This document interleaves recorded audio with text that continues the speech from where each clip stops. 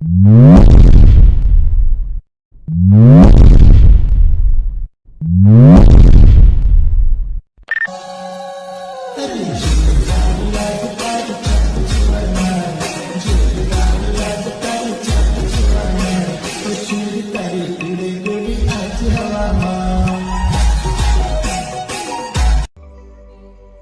Guys, સૌથી પહેલાં તમારે લાઇટ મોશન ઓપન કરવું પડશે। પછી बिटमैप शेक इफेक्ट को ओपन करना पड़ेगा।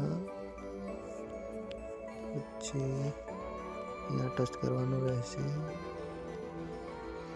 પછી સિલેક્ટ ઓલ લેયર્સ, પાછું અહીંયા ટચ કરવાનું રહેશે।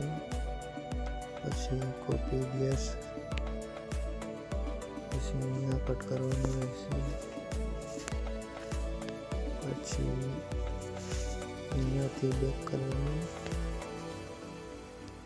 फिर बिटमैप प्रोजेक्ट ओपन करવું પડશે।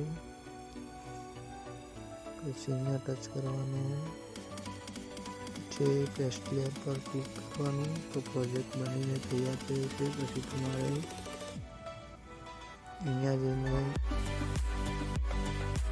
પ્રોજેક્ટ એક્સપોર્ટ કરી દેવાનો રહેશે।